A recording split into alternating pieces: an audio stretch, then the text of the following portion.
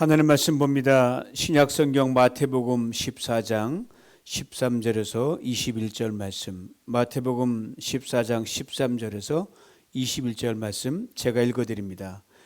예수께서 들으시고 배를 타고 떠나사 따로 빈들에 가시니 무리가 듣고 여러 고을로부터 걸어서 쫓아간지라. 예수께서 나오사 큰 무리를 보시고 불쌍히 여기사 그 중에 있는 병인을 고쳐주시니라. 저녁이 되매 제자들이 나와 가로되 이곳은 빈들이요 때도 이미 저물었으니 무리를 보내어 마을에 들어가 먹을 것을 사 먹게 하소서. 예수께서 가라사대 갈 것 없다. 너희가 먹을 것을 주어라. 제자들이 가로되 여기 우리에게 있는 것은 떡 5개와 물고기 2마리뿐이니이다. 가라사대 그것을 내게 가져오라 하시고 무리를 명하여 잔디 위에 앉히시고 떡 5개와 물고기 2마리를 가지사 하늘을 우러러 축사하시고 떡을 떼어 제자들에게 주시매 제자들이 무리에게 주니 다 배불리 먹고 남은 조각을 12바구니에 차게 거두었으며 먹은 사람은 여자와 아이 외에 5,000명이나 되었더라. 아멘. 마태복음 강의 14번째, 오늘 주님이 계신 광야로 함께 가보겠습니다. 지금 우리는 팬데믹으로 인해 광야 생활을 톡톡하게 경험하고 있습니다. 인생이 원래 광야지 않습니까? 이거 모르는 사람 아무도 없죠. 그러나 팬데믹 때문에 이것을 좀 더 리얼하게 경험하고 우리는 체득하고 있습니다. 광야, 아무것도 없는 허허벌판입니다. 광야, 내게 정말 필요한 것이 무엇인지를 절실하게 깨닫는 곳이 광야입니다. 광야, 내가 얼마나 그 광대한 허허벌판 광야에서 얼마나 작고 힘없는 존재인지를 깨닫게 되는 곳입니다. 광야, 고독하고 적막한 곳입니다. 광야, 그래서 누군가의 도움이 절실하게 필요한 곳입니다. 광야, 모두가 힘든 곳이지만 더 힘든 사람을 만나는 것도 또한 광야입니다. 이른에 타인을 향하여 비로소 내 눈이 떠집니다. 전에는 눈이 안 떠져, 지금은 눈에 떠지는 거예요. 귀가 열립니다. 광야, 그래서 내 아무것도 아닌 보잘것없는 그 나의 그 무엇이 소유가 큰 힘을 발휘할 수 있는 곳이 광야입니다. 광야, 그래서 하나님의 능력의 손길을 짜릿하게 경험할 수 있는 곳이 광야입니다. 오늘 본문의 내용에 비춰서 표현하면 광야는 어디예요? 기적이 일어나는 장소가 광야입니다. 거기 이스라엘 백성들이 애굽을 빠져나와 광야를 쭉 1년여 개월 동안 지나갔습니다. 고생은 참 많이 했는데요. 그리고 가나안에 들어갔습니다. 이것을 간단히 정리하면 이렇게 되죠. 애굽, 광야, 가나안. 그런데 말입니다. 우리 모두가 익히 알고 있는 기적들은 모두 다 광야에서 일어났습니다. 홍해의 기적, 만나의 기적, 메추라기의 기적, 불뱀의 기적, 반석에서 물이 나오는 기적, 신발도 닳지 않은 희한한 일, 옷도 휘지지 않는 희한한 광경, 이 모든 기적들을 담고 있는 구약 두 번째 책인 출애굽기, 기적의 책입니다. 좀 더 분명하게 표현하면 이렇게 되죠. 광야의 기적을 담아놓은 책, 이게 출애굽기입니다. 오늘 본문에 등장하는 이야기도 바로 광야의 기적에 관한 것입니다. 13절 15절에 빈들이란 말이 2번 등장하는데 표현만 다르지 원어를 살펴보면 표현이 똑같아요. 우리말만 표현이 다를 뿐입니다. 광야입니다. 이 광야, 세상의 소리가 안 들리는 곳입니다. 오직 들리는 것은 2개의 소리뿐입니다. 하나는 광야라는 황량한 들판에서 들리는 자연의 소리입니다. 들짐승의 소리입니다. 다른 하나는 이 자연과 피조물을 다 만드신 하나님의 소리입니다. 그렇습니다. 광야는 하나님의 목소리, 하나님의 말씀이 가장 선명하고 크게 들리는 곳입니다. 그래서 광야를 뜻하는 말의 어원이 하나님의 말씀이라는 것은 결코 우연이 아닙니다. 바로 이 광야에서 무에서 유를 창조하신 그 능력으로 하나님은 놀라운 기적을 행하셨고 지금도 행하시고 앞으로 그리하실 것입니다. 오늘 본문에 등장하는 광야의 기적은 마태, 마가, 누가, 요한 이 사복음서에 모두 기록된 유일한 기적이 바로 이 광야의 기적입니다. 그렇습니다. 광야, 하나님의 기적이 머무는 곳입니다. 오늘 본문에 등장하는 광야의 기적은 이렇게 그 시작을 엽니다.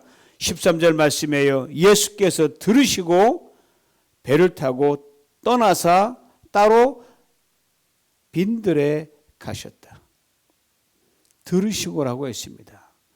무슨 소식을 들으신 것일까요? 이에 대해 앞절인 12절은 이렇게 설명해 줍니다. 새 번역 성경으로 읽어드립니다. 요한의 제자들이 와서 그 시체를 거두어다가 장사 지내고 예수께 알려드렸다. 예수님의 사촌형 세례 요한이 헤롯에게 죽임을 당하고 장사를 지냈다는 소식을 들은 것입니다. 세례 요한을 죽인 사람은 헤롯 대왕의 아들인 헤롯 안티파스였습니다. 아버지 헤롯 대왕에 비해 통치 범위가 갈릴리 지방에 국한되어 있기 때문에 분봉왕, 지역 왕이라고 그렇게 우리는 성경에서 부릅니다. 분봉왕 헤롯. 단체 지역이 아니라 갈릴리 고기만 통솔했던 지역 왕이었습니다. 그에게 헤롯 빌립이라는 이복 동생이 있었는데 그 아내는 미모인 헤로디아였습니다. 헤롯 안티파스 로마를 방문하던 중 동생 필립의 아내를 유인해서 내 동생을 떠나서 내게로 시집 와라. 설득을 했습니다. 결과는 그의 뜻대로 됐습니다. 이 소식을 들은 세례 요한 헤롯 안티파스에게 갑니다. 그리고 그 부당함을 지적하면서 책망했습니다. 두 가지를 책망했어요. 먼저는 헤롯이 자기 아내를 버린 것, 두 번째는 율법이 엄히 금하고 있는 동생의 아내와 결혼한 것이었습니다. 과격한 사람이었습니다. 헤롯 안티파스는요. 권력력이 유난히도 강했던 사람이었습니다. 그가 세례 요한을 그냥 둘 리가 만무합니다. 일단 당장 요한을 옥에 가둬버렸습니다. 그러나 민심이 두려워서 차마 세례 요한을 죽이고 싶은데 죽이지 못하고 그냥 옥에 가둬두고 계속 시간만 흘러갑니다. 그런데 마침 결정적인 시간이 왔습니다. 헤롯이 생일잔치를 벌이던 어느 날 헤로디아의 딸이 춤을 추면서 헤롯 앞에서 현란한 춤을 추면서 잔치흥을 한껏 돋우었습니다. 성경에 언급이 되어 있지 않지만 역사 기록에 따르면 이 헤롯의 딸 이름이 살로메입니다. 그 헤롯의 딸에게 헤롯이 이렇게 맹세를 하게 됩니다. 얘야, 내게 뭐든지 구하렴. 내가 달라는 대로 다 들어주겠다. 살로메가 어머니 헤로디아에 가서 상의를 합니다. 헤로디아가 와서 이렇게 요구합니다.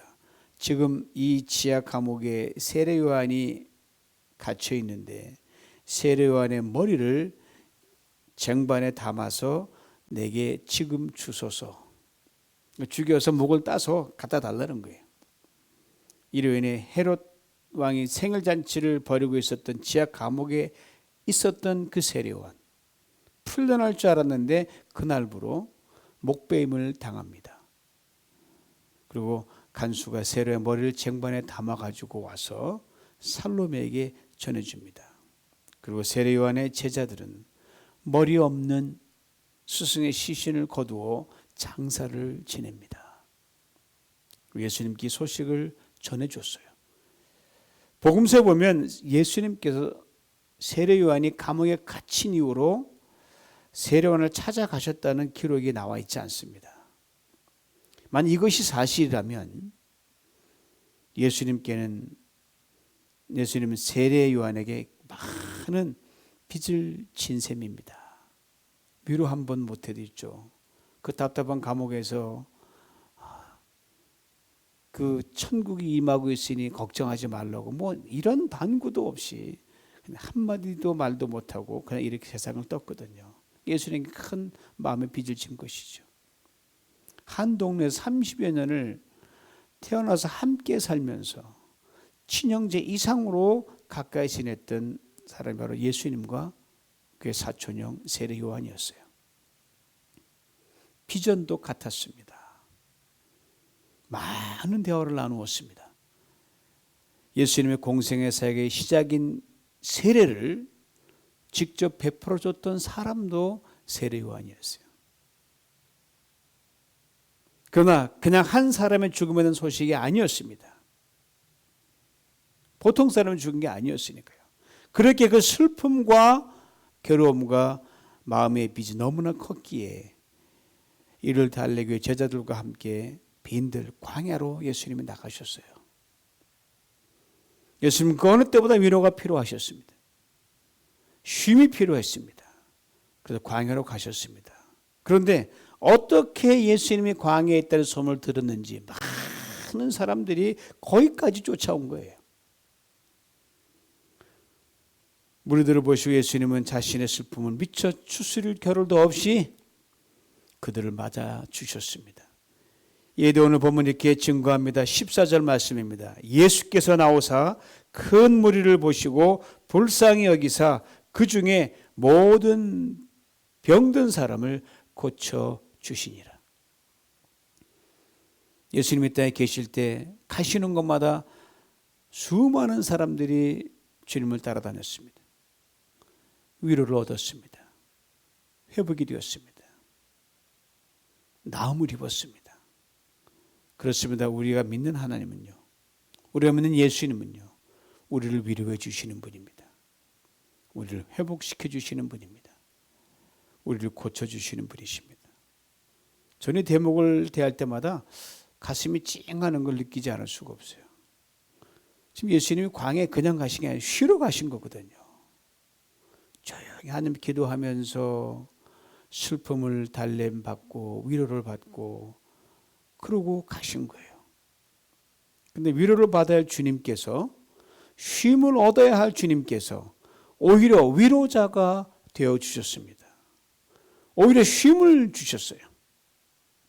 하나님의 아들이셨지만 동시에 인자 사람의 아들이셨기에 30년 지기 사촌의 죽음 앞에서 참으로 위로가 필요하셨고 바쁜 삶 속에서 참으로 쉼이 필요하셨을 그때에 반대 일을 하신 거예요.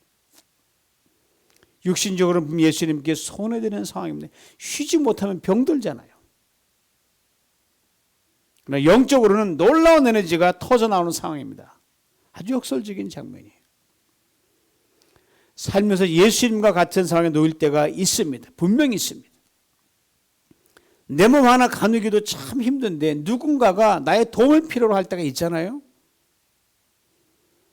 누군가 나의 위로를 필요할 때가 있습니다. 누군가 나의 격려를 필요로 할 때가 있어요. 그럴 때 우리는 주저할 수가 있잖아요. 이것이 광야 인생길에 종종 벌어지는 일이에요. 그것도 우리가 어떻게 하면 좋을까? 뿌리칠까 뭐 할까? 우리가 어떻게 행동해야 될지 주님이 2000년 전에 미리 보여주셨습니다. 이렇게 요약해 볼 수 있습니다. 네가 위로가 필요하냐? 먼저 위로자가 되라. 네가 도움이 필요하냐? 먼저 돕는 자가 되라.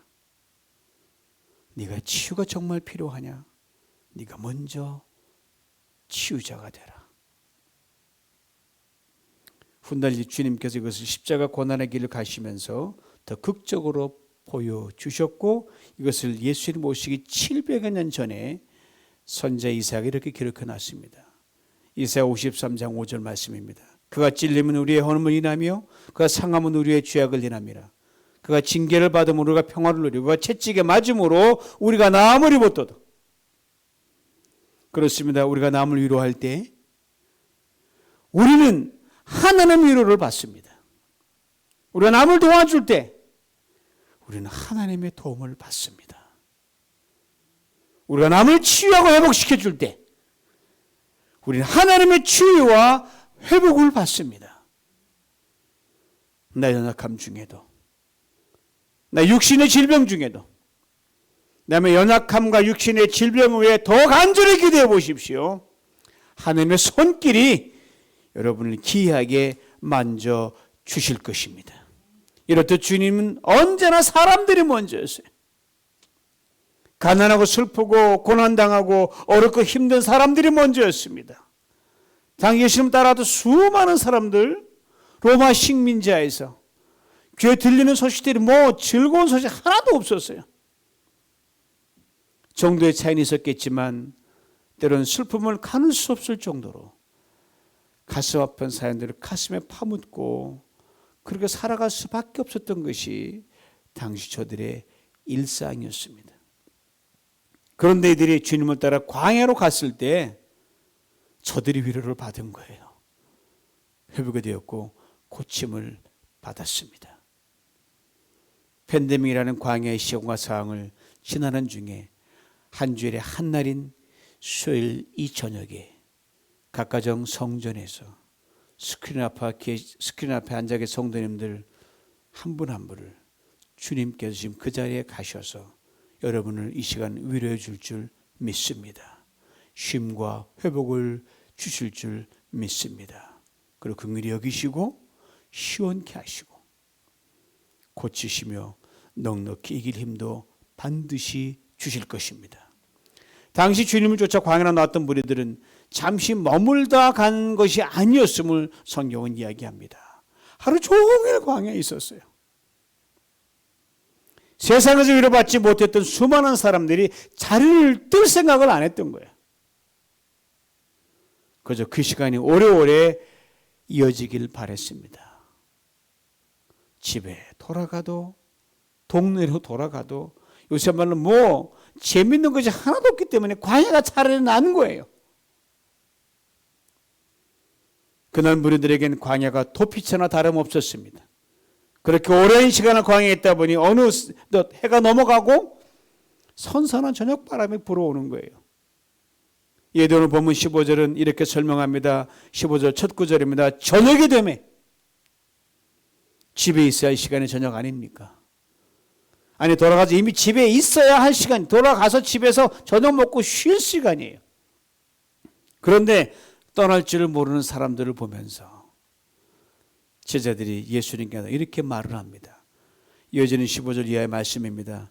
이곳은 빈들 즉 광야입니다. 날도 저물었습니다. 주님, 사람들을 이제 빨리 마을로 보내셔서 각자 음식을 사 먹도록 그렇게 조치를 취하십시오. 제자들의 이 말에 예수님께 참으로 엄청난 말씀을 하십니다. 갈 것도 없다. 너희가 저들에게 먹을 것을 주어라. 제자들이 대답합니다. 우리가 지금 가진 것이라곤 보리떡 5개와 물고기 2마리뿐입니다. 주님이 또 말씀하십니다. 그것을 내 가져오라.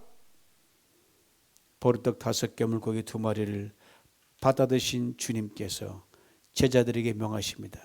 이 사람들을 풀밭에 앉게 하라.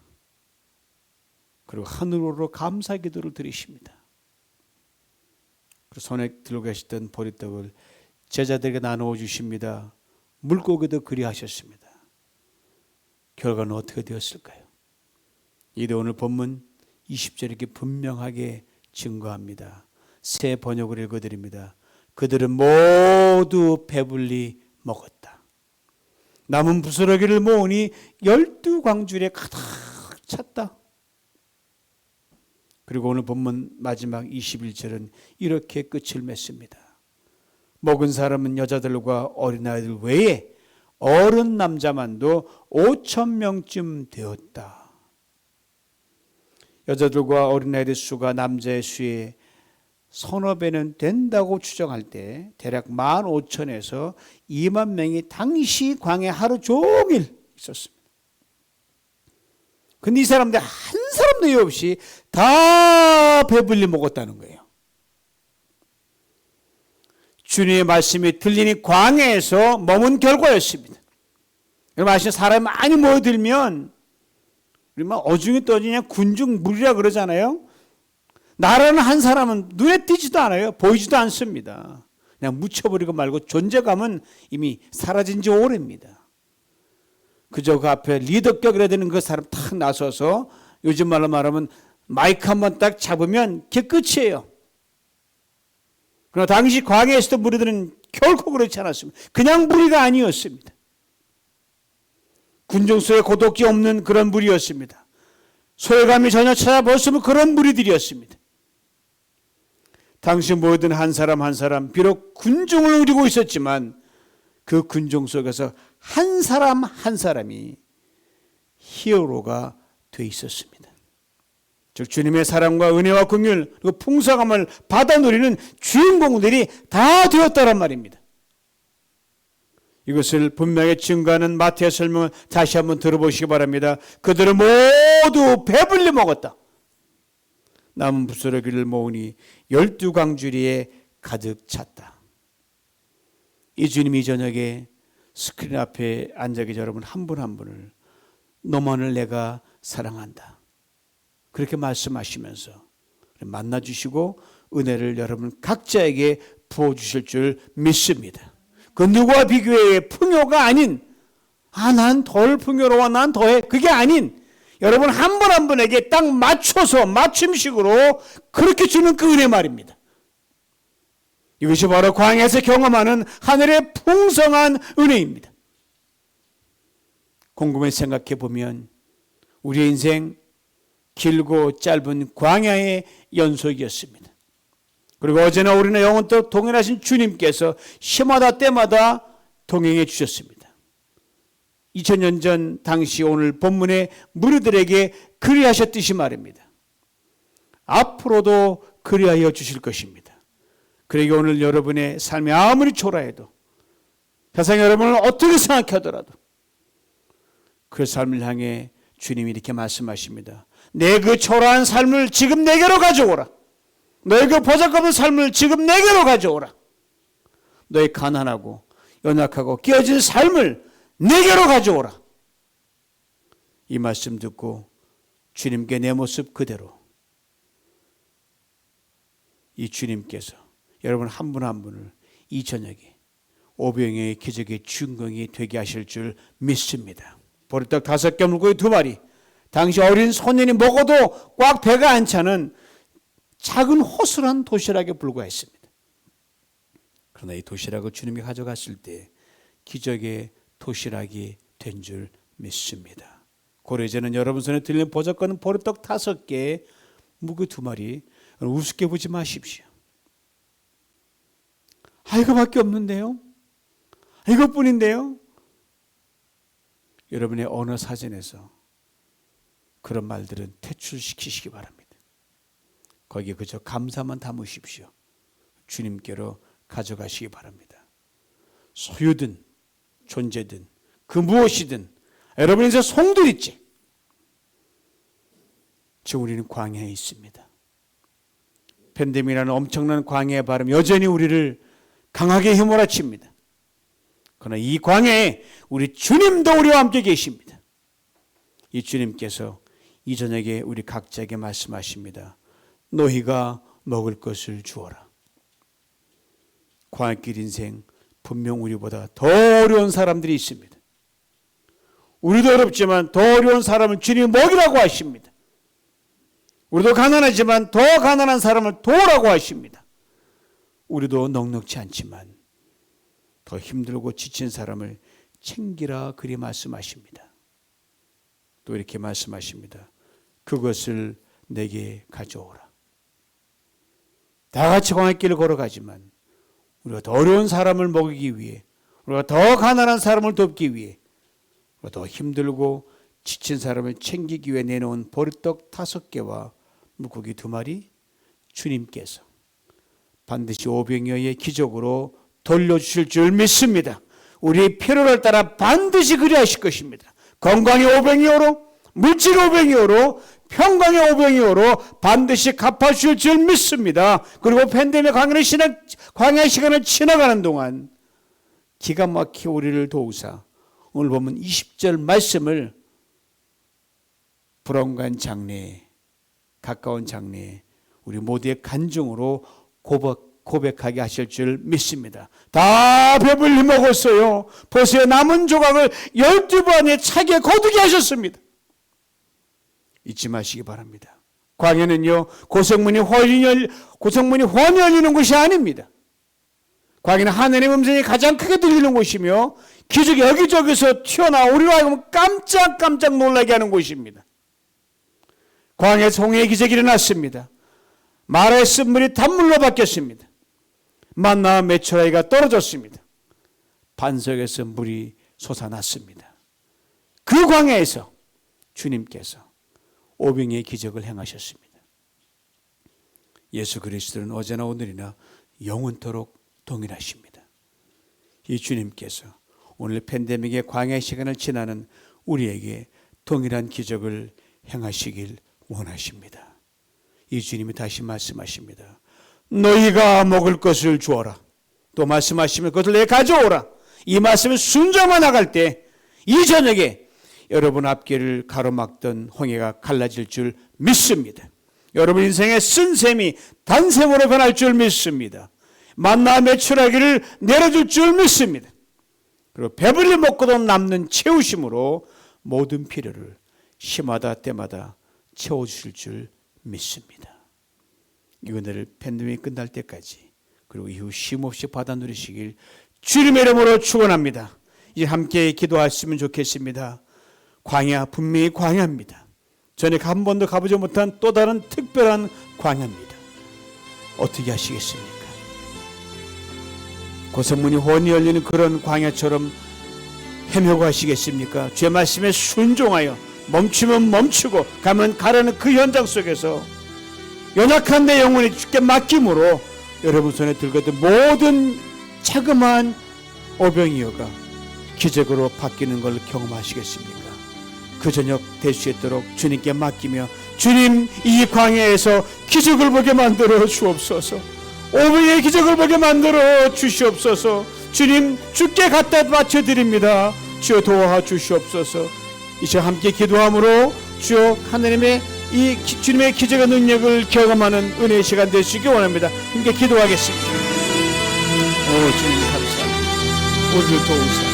하나님 광야 같은 이 팬데믹 시간을 지나면서 우리 아버지 하나님 주님의 음성을 크게 듣는 시간 되기를 원합니다. 우리를 도와 주시옵소서. 우리를 역사해 주시옵소서. 하나님, 나만 보니라 아버지 하나님, 더 아픈 사람 보지 못했고 더 없는 사람 챙기지 못했고 더 가난한 사람, 힘든 사람 돌아보지 못했습니다. 눈뜨게 하옵소서. 하나님 기득겨 그러나 광야로 보내셨사오니 봅니다, 드립니다. 하나님 주께 가져갑니다. 이것이 무슨 소용이 있겠습니까? 주님, 주께 올려드려오니 오병이어로 바꾸어 주시사 차가 넘치게 해주시옵소서. 건강의 오병이어로, 물질 오병이어로 돌려 주시옵소서. 주님 믿습니다. 주님 영광 받아 주시옵소서. 살아가신 아버지 하나님 감사합니다. 광야, 연약함이 현재에 드러난 곳이지만 죄 능력에 접속되기에 감사합니다. 광야, 좀 아무것도 없는 그런 빈 곳이지만 죄의 은혜로 충만하길래 순종하며 걸어갑니다. 전능하신 아버지는 광야, 멀리 보지 못하지만 주말 순종하여 한 걸음 한 걸음이 은혜의 발걸음, 기적의 발걸음을 믿습니다. 주님 도와주시옵소서. 순종하며 나갑니다. 이 광야에서 아버지 우리의 아무것도 아닌 손에 쥔 이 물고기 2마리와 보리떡 5개가 기적을 가져오는 기적의 보리떡과 아버지 물고기 되게 하여 주시옵소서. 순종하며 갑니다. 사랑성 있는 곳에서 일어나 주님 연약한 영혼 주께 그를 통해 일하심을 믿고 이끄신 대로 가오니 전능하신 아버지 하나님, 오늘 있는 그 처소에서 오병의 기적을 써내려가며 기적을 보게 하여 주시옵소서. 예수님의 이름으로 기도하옵나이다. 아멘.